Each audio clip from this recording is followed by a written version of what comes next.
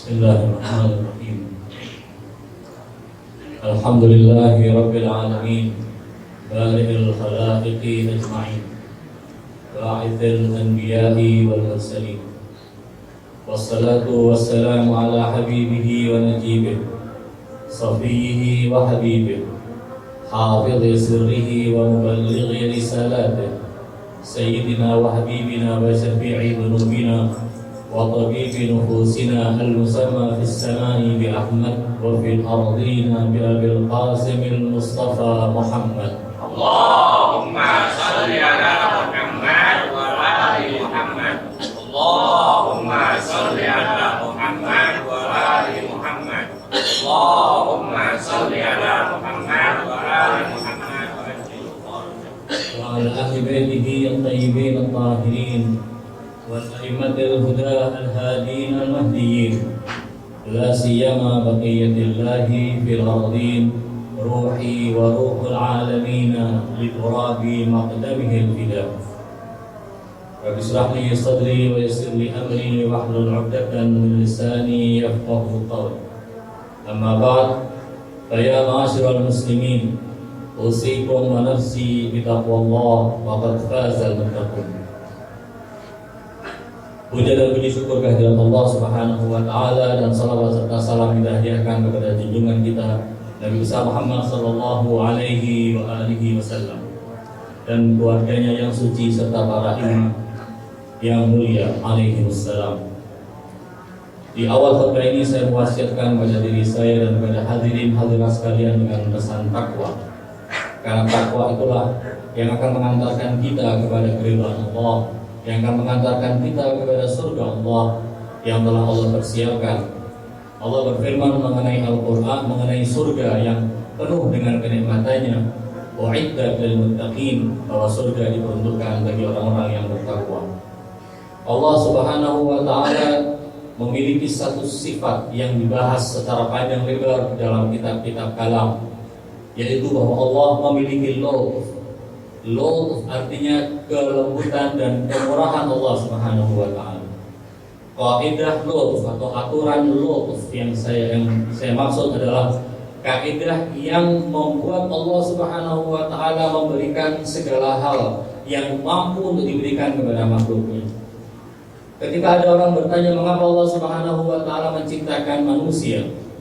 Mengapa Allah Subhanahu wa taala yang tahu bahwa banyak sekali dari manusia yang diciptakan ini kelak akan mengingkarinya, kelak akan bermaksiat kepadanya, dan pada gilirannya akan masuk ke dalam neraka yang telah Dia persiapkan untuk orang-orang yang ingkar dan kafir? Jawabannya adalah karena Allah memiliki lutf, memiliki kemurahan kepada makhluknya. Di dalam filsafat dikatakan bahwa selain daripada Allah, semua makhlukat adalah mungkinul wujud. Mungkinul wujud artinya dia ada atau tidak ada, pada hakikat esensi dia adalah sama. Kemungkinan dia ada sama dengan kemungkinan dia tidak ada. Jika ada satu makhluk yang punya kemungkinan untuk hadir ke alam wujud, Allah Subhanahu wa taala dengan lutufnya jika tidak akan memberikan kesempatan untuk wujud, berarti Allah adalah Tuhan yang bakhil, kikir, tidak memberikan kemungkinan kepada makhluk mungkinul wujud untuk eksis ke dunia, untuk eksis ke alam penciptaan. Jadi ketika Allah Subhanahu wa taala melihat di antara mungkinul wujud, esensi mungkinul wujud ini ada yang punya potensi untuk masuk ke alam wujud, maka Allah dengan kemurahannya dan dengan lutufnya akan memberikan kesempatan kepada dia untuk hadir di alam wujud. Ini pembahasan yang ada di dalam filsafat.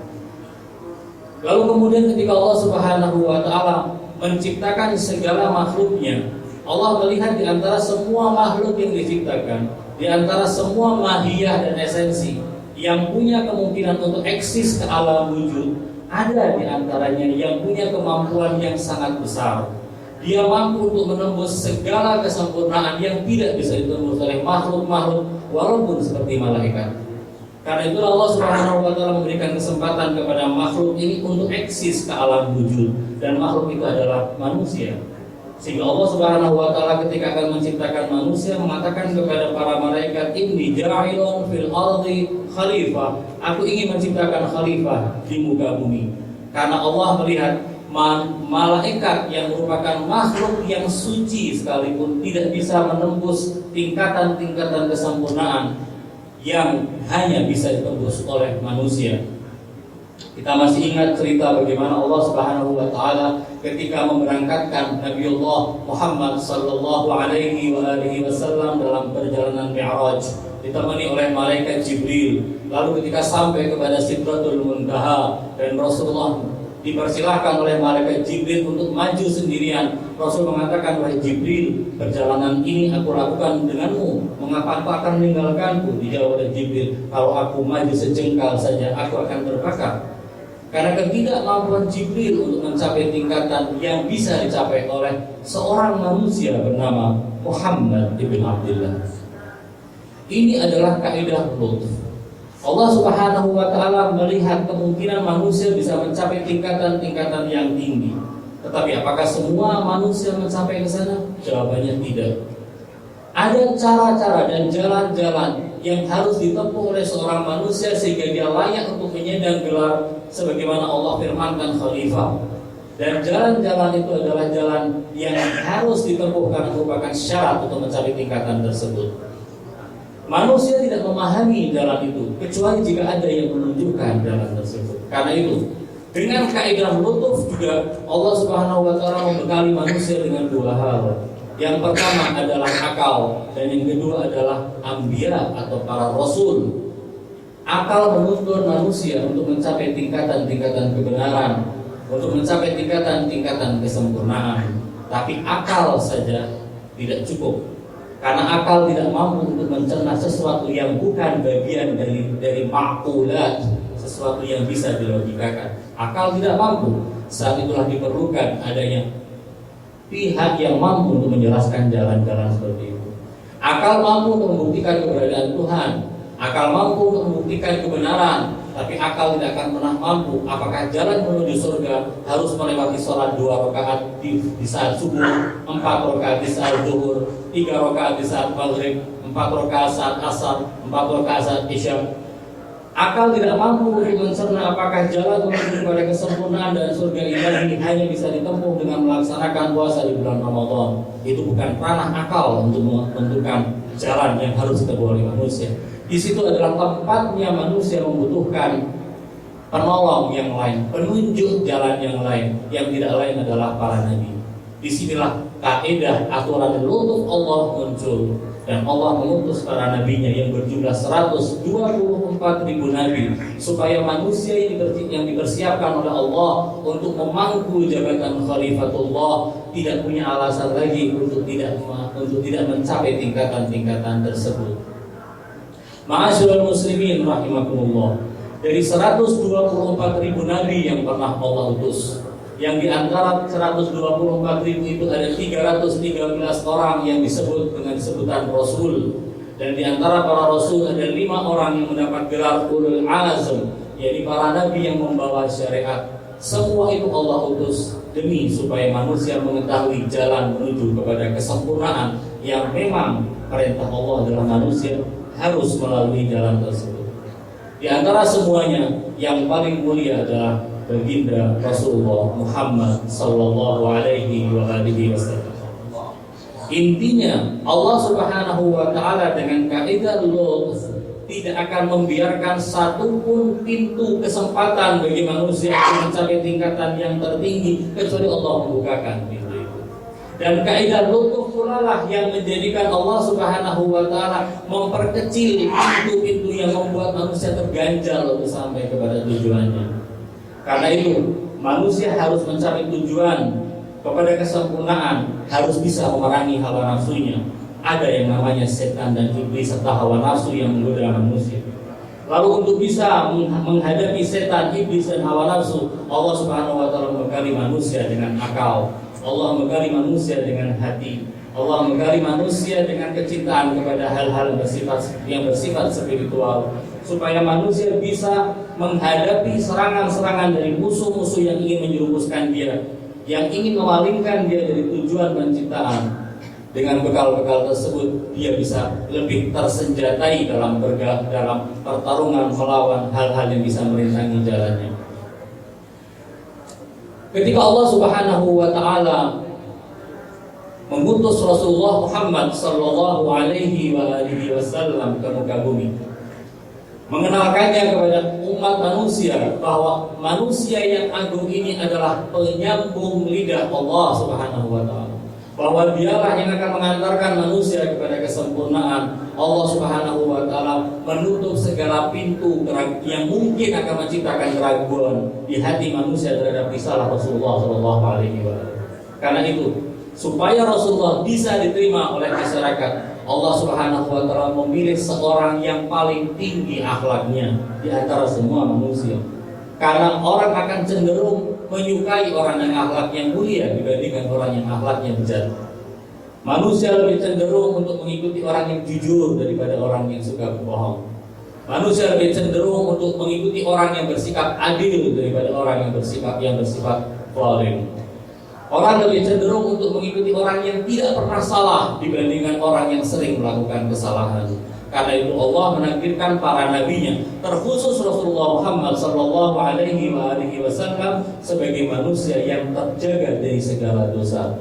Inilah salah satu faedah, salah satu logika mengapa kita sebagai pengikut Ahlul Bait meyakini bahwa Rasulullah dan seluruh nabi yang Allah utus adalah manusia-manusia suci, manusia-manusia yang maksum. Sebab tabiat manusia yang sebagai audien yang akan dibawa oleh sang Rasul menuju kepada kesempurnaan harus terbuka hatinya. Jangan sampai di hatinya ada sesuatu yang menghalangi dia untuk mengikuti sang Nabi. Dibekali pula lah sang Nabi dengan mukjizat sehingga manusia tertarik untuk mengikuti Nabi-Nabi itu. Bahkan menurut riwayat bahwa para Nabi adalah orang yang penampilannya adalah penampilan yang paling tampan, yang paling bagus, yang paling indah, sehingga mata lebih cenderung untuk suka untuk melihat dia, suka untuk mendengarkan kata-katanya. Seorang nabi adalah orang yang memiliki garis keturunan yang paling mulia di antara kaumnya, karena orang lebih cenderung untuk mengikuti orang yang mulia dibandingkan orang yang punya status sosial yang rendah. Para nabi dipilih dari orang-orang yang dianggap sebagai orang yang bisa bermanfaat bagi umat dan kaumnya dibandingkan orang yang tidak punya faedah. Kita bisa melihat bagaimana Nabi Saleh alaihissalam ketika beliau mengajak umatnya kepada penyembahan Allah di saat mereka menyembah berhala. Nabi Saleh mengajak mereka kepada Allah, kepada tauhid, tapi umatnya sebagian menolak. Saat menolak mereka mengatakan begini, "Ya Saleh, qad kunta fina marjuwan qabla hadha atanhana an na'budu ma ya'budu aba'una." Wahai Saleh, dulu sebelum engkau mengaku sebagai nabi, engkau adalah orang yang kita harapkan di tengah-tengah kita. Diharapkan untuk apa? Untuk memimpin mereka. Artinya, dari sebelum menjadi nabi, Nabi Saleh alaihissalam adalah orang yang memang mempunyai harisma yang sedemikian besar di kalangan umat, memiliki sumbangsih yang besar bagi kemajuan kaumnya. Karena itu kaumnya berharap Nabi Saleh akan menjadi pemimpin untuk mereka. Tapi ternyata Nabi Saleh membawa mereka kepada yang lebih baik, yaitu tauhid, sementara mereka tidak menghendaki tauhid. Itu kesalahan umat Nabi Saleh. Kita lihat Rasulullah Shallallahu Alaihi Wasallam sebelum beliau menjadi nabi pun beliau dikenal sebagai Al-Amin, dan beliau juga disebut sebagai orang yang as-sadiqul musaddaq, orang yang jujur dan dibenarkan. Ini adalah predikat-predikat dan sifat-sifat yang dimiliki oleh semua nabi. Ma'asyiral muslimin rahimakumullah. Rasulullah sallallahu alaihi wasallam lahir ke tengah-tengah umat dan dikenalkan oleh Allah sebagai nabi. Allah menyebut beliau sebagai manusia dengan firman-Nya, laqad ja'akum rasulun min anfusikum, telah datang kepada kalian seorang rasul dari jenis kalian. Di ayat yang lain Allah Subhanahu wa taala berfirman kepada nabinya, "Qul innama ana basyarun mithlukum." Katakan wahai Muhammad bahwa aku adalah manusia, aku tidak lain adalah manusia seperti kalian. Ini menunjukkan bahwasanya Allah Subhanahu wa taala menginginkan manusia untuk bisa mengikuti manusia yang lain, karena manusia bisa bicara dengan manusia yang lain. Ada sementara umat dari umat Rasulullah maupun umat nabi-nabi yang lain, ketika melihat ada seorang membawa berita dari langit, membawa berita dari alam gaib sana. Mereka merasa ini suatu hal yang sangat aneh, sehingga Allah Subhanahu wa taala merekam apa yang mereka katakan. Di antaranya kaumnya Rasulullah sallallahu alaihi wasallam, yaitu kaum Arab jahiliyah, ketika mengomentari risalah Rasulullah, mereka mengatakan unzila alaihi dzikru min bainina bal huwa kadzabun asyir. Ini orang yang mengaku mendapatkan wahyu dari alam sana. Kata mereka, aneh. Apakah mungkin ada seseorang yang mendapatkan wahyu dari alam sana, suara-suara gaib dari alam sana? Menurut kami, dia tidak lebih dari seorang pendusta. Ini yang dikatakan oleh orang-orang kafir Quraisy. Padahal mereka tidak pernah membuktikan, tidak pernah bisa membuktikan bahwa Rasulullah Muhammad sallallahu alaihi wasallam adalah seorang yang pernah sekalipun berdusta kepada mereka. Tapi untuk urusan ini mereka berani melekatkan sebutan kadzabun asyir kepada Rasulullah sallallahu alaihi wasallam. Di antara hal yang dibekalkan oleh Allah kepada nabinya supaya pintu-pintu kesempurnaan manusia bisa dicapai oleh manusia, tangga-tangga menuju kesempurnaan bisa dicapai oleh manusia, Allah Subhanahu wa taala membekali nabinya dengan akhlak yang tinggi. Wa innaka la'ala khuluqin 'azim. Akhlak yang tinggi inilah yang membuat Rasulullah lebih bisa diterima. Bayangkan jika Rasulullah tidak memiliki akhlak yang tinggi. Allah merekam dalam Al-Qur'an surat Ali Imran, "Fabima rahmatin minallahi linta lahum walau kunta faddan ghalidhal qalbi lan faddu min hawlik." Wahai Rasul, berkat rahmat Allah engkau menjadi orang yang punya kelembutan, sikap lemah lembut terhadap umat. Jika engkau adalah orang yang kasar dan bengis, mereka akan meninggalkanmu. Ini adalah salah satu upaya dari Allah Subhanahu wa ta'ala melalui kaidah lutufnya untuk bisa membawa umat manusia menuju kepada kesempurnaan dengan mengikuti Rasulullah, mengikuti syariat Rasulullah. Karena dengan mengikuti syariat Rasulullah, mereka akan mudah untuk diantarkan kepada takwa yang menjadi pintu pembuka bagi surga Allah Subhanahu wa ta'ala. Dalam masalah Rasulullah sallallahu alaihi wasallam dan kemaksumannya, Allah Subhanahu wa ta'ala menyebutkan suatu ungkapan yang sangat indah walaupun pendek. Di surat Al-Kahfi ayat terakhir, ketika Allah berfirman kepada Rasul, katakan kepada umatmu bahwa aku adalah manusia seperti kalian. Allah merintahkan pada Nabi untuk mengatakan bahwa engkau punya sifat yang lebih selain daripada manusia, yaitu yuha ilayya. Allah berfirman, "Qul innama ana basyarum mithlukum yuha ilayya." Aku mendapatkan wahyu. Kata mendapatkan wahyu bagi orang yang mau mendalami makna yang sebenarnya akan membawa kita kepada keyakinan bahwa manusia yang membawa wahyu ini bukan sembarang manusia. Bagaimana seorang manusia yang dia tercipta di dunia ini bisa berhubungan dengan alam yang ada di luar dunia ini? Bagaimana manusia yang serba terbatas bisa berhubungan dengan Tuhan yang tak terbatas? Bagaimana manusia yang bersifat materi bisa berhubungan dengan sesuatu yang non materi? Bagaimana manusia yang dibatasi oleh sekat waktu dan ruang tempat, dia bisa berhubungan dengan sesuatu yang tidak terkena sekat waktu dan ruang waktu dan tempat. Ini adalah suatu pemahaman yang memerlukan penelitian yang lebih dari kata-kata yuha ilayya. Sayangnya sebagian orang menisbatkan kepada Rasulullah hal-hal yang tidak semestinya, lalu mengatakan Rasulullah tidak lebih hanya manusia biasa yang bisa saja melakukan kesalahan.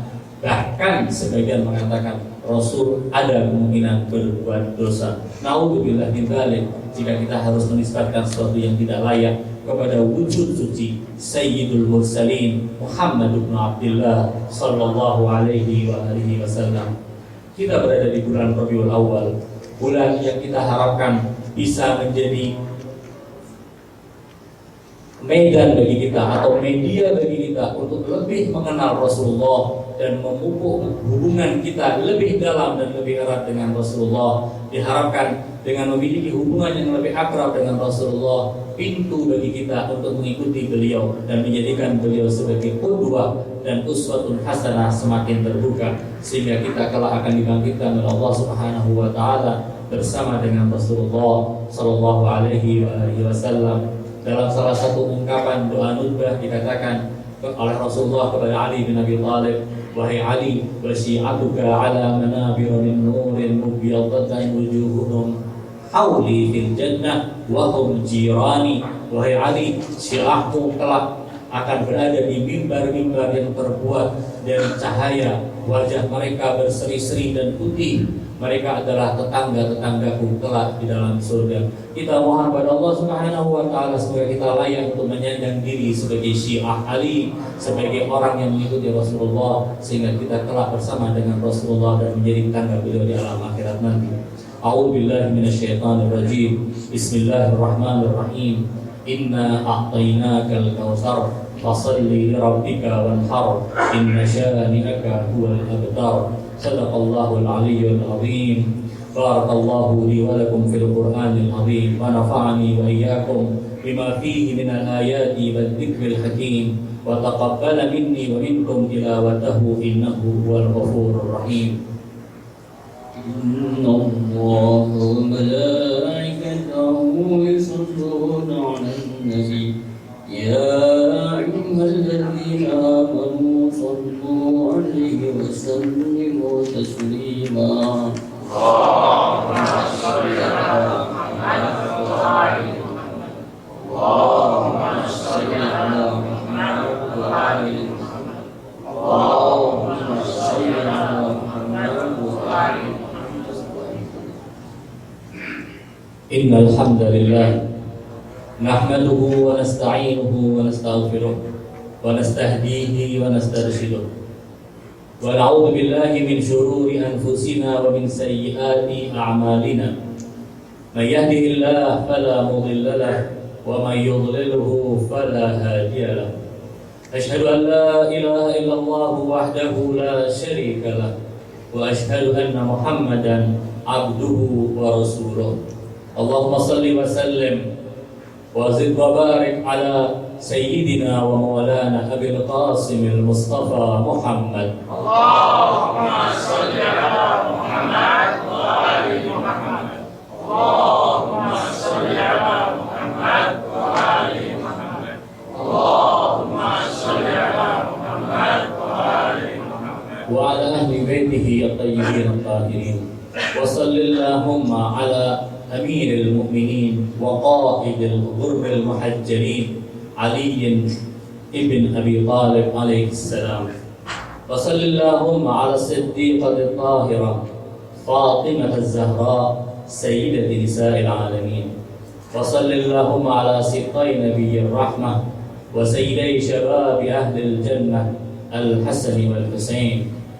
وصل على أئمة المسلمين علي بن الحسين ومحمد بن علي وجعفر بن محمد وموسى بن جعفر وعلي بن موسى ومحمد بن علي وعلي بن محمد والحسن بن علي والخلف القائم المهدي. حججك على عبادك وأمنائك في بلادك صلاة كثيرة دائمة. أما بعد فيا معاشر المسلمين أوصيكم ونفسي بتقوى الله. قال الله تعالى وتزودوا فإن خير الزاد التقوى wattaqun ya ulil albab. Pada khutbah yang kedua ini kembali saya mewasiatkan kepada diri saya dan kepada hadirin hadirat sekalian dengan pesan takwa, seraya memohon kepada Allah Subhanahu wa taala semoga Allah memberikan taufik kepada kita untuk selalu berpegangan pada syariatnya, melaksanakan seluruh perintahnya dan meninggalkan seluruh larangannya. Kita mohon kepada Allah segala dosa yang pernah ada pada diri kita, yang pernah kita lakukan, semoga Allah mengampuninya dengan rahmat-Nya yang tak terbatas. Ada beberapa hal yang bisa kita, beberapa momen dan peristiwa yang terjadi pada bulan Rabiul Awal. Yang pertama dan yang paling besar adalah milad Rasulullah sallallahu alaihi wasallam. Menurut riwayat, Rasulullah sallallahu alaihi wasallam dilahirkan di kota Makkah pada tahun pertama tahun gajah di bulan Rabiul Awal. Sebagian besar atau mayoritas ulama Ahlus Sunnah meyakini bahwasanya Rasulullah lahir pada tanggal 12 Rabiul Awal. Sementara sebagian besar ulama Syiah meyakini kelahiran Rasulullah jatuh pada tanggal 17 Rabiul Awal. Meski demikian, sebagian ulama Sunni meyakini seperti yang diyakini oleh mayoritas ulama Syiah, dan sebagian kecil ulama Syiah juga meyakini tanggal yang diyakini sebagai tanggal kelahiran Rasulullah oleh ulama-ulama mayoritas Ahlus Sunnah wal Jamaah. Intinya, antara tanggal 12 sampai tanggal 17 Rabiul Awal adalah hari-hari yang berhubungan dengan kelahiran Rasulullah Shallallahu Alaihi Wasallam. Dan insya Allah ISIS akan menyelenggarakan acara peringatan milad Rasulullah Sallallahu Alaihi Wasallam dan milad Imam Ja'far Shadiq pada hari Selasa tanggal 12 November pada sholat zuhur, pada sholat maghrib dan isya di tempat ini. Insya Allah diharapkan mukminin dan mukminat untuk meluangkan waktu menunjukkan kecintaan kepada Rasulullah dan menghadiri majlis ini. Kita berada di Indonesia yang masyarakatnya alhamdulillah dikenal sebagai masyarakat tercinta Rasulullah. Mereka membaca Maulid Nabi, menyelenggarakan acara-acara milad Rasulullah bukan hanya di bulan Rabiul Awal, bahkan pada setiap kesempatan ada kelahiran anak, ada tunangan, ada pernikahan, ada orang mau masuk ke rumah yang baru dan hal-hal yang bersifat baik supaya mendapatkan berkah. Mereka menggelar maulid dan membaca maulid, riwayat singkat dari Rasulullah SAW, supaya tempat mereka, majlis mereka, kehidupan mereka, dan mungkin anak yang akan dilahirkan atau orang yang akan masuk di pernikahan, kehidupan mereka selalu dipenuhi dengan kecintaan kepada Rasulullah SAW. Kita patut bersyukur kepada Allah dilahirkan dan hidup di negeri yang seperti ini, yang insya Allah akan menjadikan kebaikan kita bagi dunia dan akhirat kita. Peristiwa yang kedua yang terjadi pada tanggal 17 Rabiul Awal adalah kelahiran Imam Shadiq alaihissalam, yaitu imam yang ke-6 dari silsilah 12 imam Ahlul Bait alaihimussalam. Peristiwa ketiga yang saya bicarakan pada kesempatan ini sekaligus menepis tuduhan-tuduhan miring terhadap Syiah adalah berkenaan dengan tanggal 9 Rabiul Awal. Tapi izinkan sebelumnya saya sedikit menyinggung tentang Imam Hasan al-Askari yang menurut riwayat gugur syahid pada tanggal 8 Rabiul Awal. Imam Hasan al-Askari adalah salah seorang imam yang memiliki kehidupan dalam keterasingan dan dalam pembatasan-pembatasan yang tidak bisa dilukiskan dengan kata-kata. Bahkan sebagian riwayat menyebutkan satu-satunya imam yang tidak pernah keluar dari rumahnya dari semenjak lahir sampai wafat atau syahid adalah Imam Hasan al-Askari. Menurut pendapat yang ini, beliau lahir di kota Samarra, di rumah itu, dan tidak pernah keluar dari rumah itu sampai beliau wafat 28 tahun kemudian. Sehingga dikatakan satu-satunya imam yang tidak pernah melaksanakan ibadah haji adalah Imam Hasan al-Askari alaihissalam. Ini riwayat. Meski demikian ada riwayat yang lebih kuat lagi. Saya hanya menyampaikan riwayat saja. Riwayat yang kedua mengatakan Imam Hasan al-Askari lahir di kota Madinah. Lalu kemudian ketika Imam Ali al-Hadi alaihissalam dipaksa oleh penguasa Bani Abbas saat itu untuk meninggalkan Madinah menuju ke Samarra, beliau membawa serta putra beliau yang masih berusia sangat belia di bawah 5 tahun untuk pergi ke Samarra dan tinggal bersama dengan beliau di sana. Riwayat yang kedua nampaknya lebih kuat, mengingat bahwasanya Imam Hasan al-Askari juga ada riwayat berkenaan dengan keberadaan beliau di kota Makkah saat beliau bertemu dengan sekelompok orang di kota Makkah. Bahkan riwayat yang mengatakan ma'aksarud dajij wa aqallal hajij dinisbatkan kepada Imam Hasan al-Askari saat beliau bertawaf di keliling Ka'bah dan mendengar banyak sekali orang. Tapi sementara menurut beliau yang haji justru orang yang berjumlah sedikit, yang ada hanya sekedar hiruk-pikuknya orang yang datang ke Baitullahil Haram. Dan juga ada riwayat yang mengatakan Imam Hasan al-Askari berpesan kepada syiahnya, jika kalian bertemu denganku di jalan, jangan menyapa aku, karena itu akan membahayakan diri kalian. Jika riwayat ini benar, maka berarti Imam Hasan al-Askari tidak selalu berada di dalam rumahnya. Beliau punya kesempatan untuk keluar dari rumahnya, berjalan di lorong-lorong kota Samarra, di jalan-jalan kota Samarra. Dan jika riwayat tentang keberadaan beliau di Mekah benar, maka berarti beliau juga pernah hadir di Baitullahil Haram. Imma beliau hadir pada pelaksanaan umrah atau beliau hadir pada pelaksanaan ibadah haji. Ala kulli hal, apapun juga dari kedua riwayat ini, Imam Hasan Al-Askari berada pada kondisi yang sangat memprihatinkan. Beliau sulit untuk berhubungan langsung dengan umatnya, dengan para pecintanya. Karena itu beliau mempersiapkan dan memperkuat jaringan perwakilan sehingga umat bisa rujuk langsung kepada wakil-wakil beliau di berbagai tempat, tidak kepada beliau. Wakil-wakil itulah yang kemudian akan berhubungan dengan Imam Askari. Mungkin pula strategi ini pula lah yang dilakukan oleh Imam supaya umat muslimin Syiah, para pengikut Ahlul Bait sudah mulai terbiasa untuk tidak berhubungan langsung dengan imamnya, karena sebentar lagi akan memasuki masa ghaibah sughra, saat umat tidak bisa lagi berhubungan dengan Imam Maksum. Hubungan mereka terbatasi oleh wakil-wakil khusus beliau yang berjalan selama kurang lebih 70 tahun, dimulai dari wakil yang pertama sampai wakil yang keempat, dan kemudian Imam Mahdi alaihissalam memasuki masa ghaibah kubra.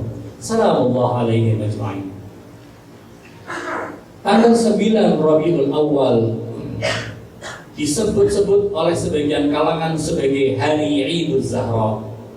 Apa yang dimaksud dengan Idul Zahra? Kata-kata Idul Zahra inilah yang kemudian berkembang di berbagai tempat, lalu dinisbatkan orang-orang Syiah adalah orang-orang yang memusuhi para khulafa.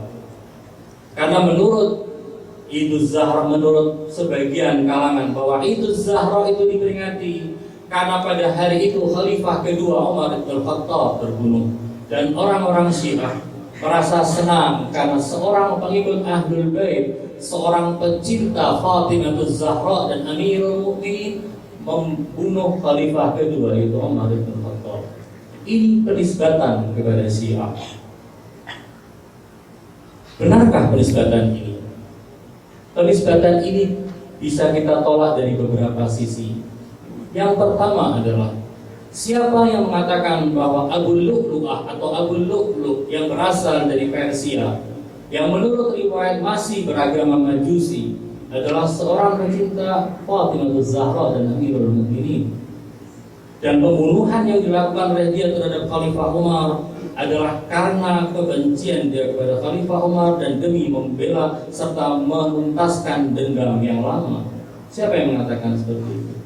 Justru riwayat yang mengatakan Abu Lu'lu'ah membenci Khalifah Umar karena dia berasal dari Persia dan merasa bahwa Umar bin Khattab lah yang mengakibatkan negeri Persia jatuh ke tangan kaum muslimin. Yang pertama. Yang kedua, Abu Lu'lu'ah punya saudara yang mati di tangan pasukan kaum muslimin dan atas perintah Khalifah Umar bin Khattab. Karena hal itu, karena itulah muncul dendam pribadi pada diri Abu Lu'lu'ah sehingga dia kemudian menikam Khalifah Umar saat berada di masjid. Ini kisah sejarah yang lebih otentik dan benar. Yang kedua, siapa yang mengatakan Khalifah Umar bin Khattab itu terbunuh pada bulan Rabiul Awal? Jika ini masalah sejarah, berarti kita harus merujuk kepada sejarah. Sejarah menyebutkan tanggal-tanggal yang berbeda dari tertikamnya Khalifah Umar dan terbunuhnya Khalifah Umar, tapi semuanya bukan berada pada bulan Rabiul Awal, melainkan pada bulan Dzulhijjah. Satu riwayat mengatakan bahwa hal itu terjadi, peristiwa itu terjadi pada tanggal 25. Ada yang mengatakan pada tanggal 26, ada yang mengatakan tanggal 27, dan ada yang mengatakan tanggal 28 Dzulhijjah, bukan pada bulan Rabiul Awal. Jika peristiwanya pada bulan Dzulhijjah dan orang-orang yang merasa terbunuhnya Khalifah Umar sebagai sebuah hal yang harus dirayakan dengan kegembiraan, kenapa kegembiraan itu harus diundur sampai bulan Rabiul Awal? Ini bermasalah. Jadi hal inilah yang dinisbatkan oleh sebagian orang kepada orang Syiah. Itu adalah suatu hal yang perlu dipertanyakan kebenarannya. Yang ketiga, jika kita melihat sejarah, memang antara Ahlul Bait dengan mereka yang menegasikan atau yang menyingkirkan Ahlul Bait dari kedudukan khilafah ada sedikit permasalahan. Ada masalah ketidakpuasan, ada masalah yang mungkin menimbulkan kemarahan. Kita tidak bisa menutup-nutupi fakta sejarah. Cuman yang menjadi permasalahan, apakah Sayyidah Fatimah Zahra rela dengan pembunuhan terhadap seorang khalifah? Jika hal itu adalah sesuatu yang menimbulkan Fatimah Zahra dan Amirul Mukminin senang, sehingga Syiahnya harus juga senang. Kenapa Amirul Mukminin menghalangi saat ada orang-orang pemberontak ingin membunuh khalifah yang ketiga, Utsman bin Affan? Kalau kita membedah sejarah, siapakah orang yang membentengi rumah Khalifah Utsman dan mencegah jangan sampai Khalifah Utsman terbunuh? Jawabannya adalah Ali bin Abi Thalib. Beliau menugaskan Al-Hasan dan Al-Husain untuk berada di pintu rumah Khalifah Utsman. Ketika orang-orang yang memberontak yang berasal dari Basrah, dari Kufah, dari Yaman dan dari Mesir menutup segala jalur suplai air ke rumah Khalifah Utsman, yang memberikan suplai air ke rumah Khalifah justru adalah putra-putra Ali bin Abi Thalib. Karena Imam Ali bin Abi Thalib tidak menginginkan terbunuhnya seseorang, apalagi orang itu adalah khalifah. Mau tidak mau, khalifah adalah simbol daripada kaum muslimin yang harus dipertahankan jangan sampai terbunuh. Logiskah jika Sayyidah Fatimah Zahra dan Imam Ali bin Abi Thalib akan menyukai peristiwa pembunuhan terhadap seorang khalifah? Lalu yang menjadi pertanyaan berikutnya, apakah kita boleh melaksanakan Idul Zahra pada tanggal 9 Rabiul Awal itu? Jawabannya, orang bergembira pada saat kapanpun juga silahkan. Tidak ada orang yang melarang orang untuk bergembira, asal ada alasannya. Lalu bagaimana dengan Idul Zahra? Alasannya apa? Alasan yang paling logis untuk memperingati Idul Zahra adalah karena kita saat ini berada pada masa imamahnya sahibul asri wal zaman, ajjalallahu ta'ala farajahu syarif. Dan Imam Mahdi alaihissalam pertama kali mendapatkan mandat sebagai imam penerus silsilah para a'immah Ahlul Bait terjadi setelah wafat dan syahidnya ayahanda beliau Imam Hasan al-Askari pada tanggal 8 Rabiul Awal, sehingga pada tanggal 9 hari pertama beliau menjadi imam. Ketika tanggal pertama beliau menjadi imam, layak bagi kita untuk memperingatinya dan membesarkannya. Mirip seperti kita memperingati hari Idul Qadir di saat kita meyakini dengan sabda Nabi man kuntu maula fahada Aliyyun maula, itu adalah penetapan wilayah Ali bin Abi Thalib alaihi salatu wassalam. Kita mohon kepada Allah Subhanahu wa taala demi detik-detik terkabulnya doa ini, semoga Allah Subhanahu wa taala menjadikan kita orang-orang yang berada di jalan yang benar. Semoga Allah Subhanahu wa taala menjadikan kita orang-orang yang selalu mengikuti Rasulullah, mengikuti dan meneladani Ahlul Bait, berada di jalan kesucian ini. Dan semoga Allah Subhanahu wa taala menjaga kita dan keturunan kita sampai hari kiamat dari segala keburukan, termasuk dan yang paling besar adalah keburukan jauh dari Rasulullah dan keluarganya. Allahumma ighfir lil muslimina wal muslimat wal mu'minina wal mu'minat al ahya'i minhum wal amwat, tabi' Allahumma bainana wa bainahum bil khairat. Allahumma izzal islam wa ahlah wa ahlikil kufra wa ahlah. Allahumma ansur juyushal muslimin wa asakir al muwahhidin. Allahumma ishfi mardana warham mautana waqdi an mugramina waqdi hawaijana. اللهم عجل لوليك الفرج والنصر والعافية واجعلنا من خير شيعته وأنصاره والمستشهدين بين يديه. اللهم واجعل عواقب أمورنا خيرا واجعل سعينا فيما يرضيك عنا يا رب العالمين. أعوذ بالله من الشيطان الرجيم. بسم الله الرحمن الرحيم. والعصر إن الإنسان لفي خسر إلا الذين آمنوا وعملوا الصالحات وتواصوا بالحق وتواصوا بالصبر. عباد الله إن الله يأمر بالعدل والإحسان وإيتاء ذي القربى وينهى عن الفحشاء والمنكر والبغي يعظكم لعلكم تذكرون. فاذكروا الله العظيم يذكركم واسألوه من فضله يعطكم ولذكر الله أكبر. والسلام عليكم ورحمة الله.